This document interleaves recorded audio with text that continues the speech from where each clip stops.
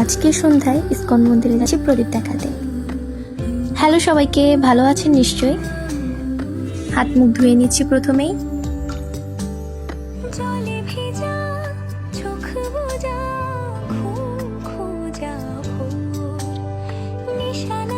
জামাটি আমি আগে থেকে বের করে রেখেছিলাম, তাই এখন শুধু পরাটাই বাকি। 1 2 3।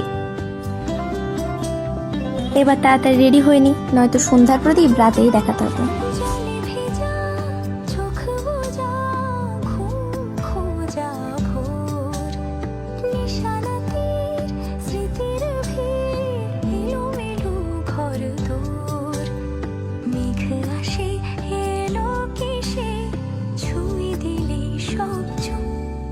সেই মেঘবালিকার গল্প হোক, শহর জুড়ে বৃষ্টি হোক, লাইট ক্যামেরা অ্যাকশন।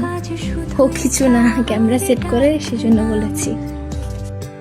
পাতা ভরা সব দু টুকরোরা, কাল বৈশাখের মতো মুখ চোরা, সব ভিজে যাক, শুধু বেঁচে থাক অভিমান।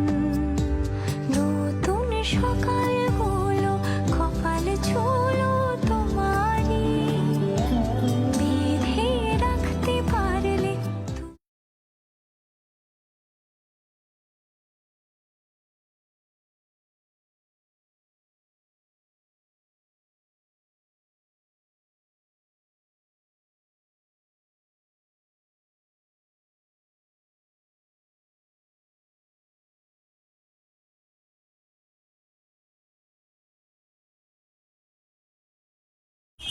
আইলাইনার, মাস্কারা, টিপ যত হালকাভাবে সাজা যায়। চলো রেডি আমি, পারফেক্ট। শেষ। ওয়েট, শেষ বলে কিছু নেই, আছে অবশেষ। এই যে লিপস্টিকটা আমার অবশেষ ছিল, তো লিপস্টিক পরে নেব। তাড়াতাড়ি, সময় নেই। র্যান্ডম ড্রামা দেখবে, আমি তার বাস্তব উদাহরণ। এই যে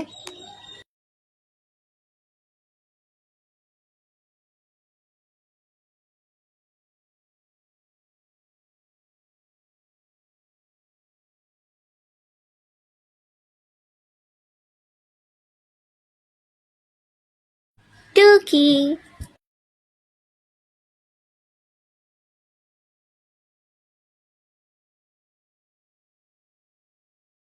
উই, একটা কানে তো পড়াই হলো না।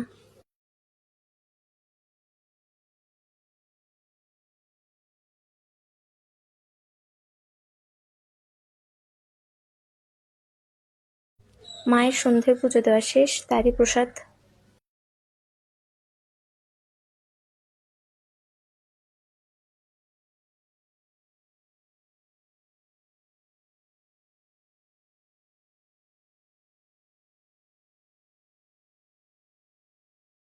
নাচা গাওয়া শেষ। বের হয়ে দেখি রাস্তায় সে কি জ্যাম, বাইরে ভাই।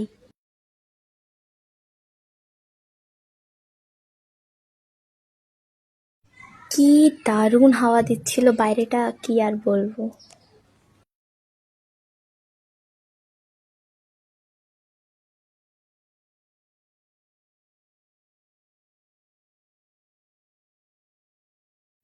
এখানে আমাদের দামোদর গোপাল, আর তাকে ঘিরে সবাই প্রদীপ দেখাচ্ছে। এই মন্দিরটাতে না সব সময় অনেক ভিড় হয়, অনেক মানে অনেক। রীতিমতো ধাক্কা ধাক্কি করে ঠাকুরকে প্রণাম করতে হয়। কীর্তন দিয়ে শেষ করলাম ভিডিওটা। Thank you so much, by.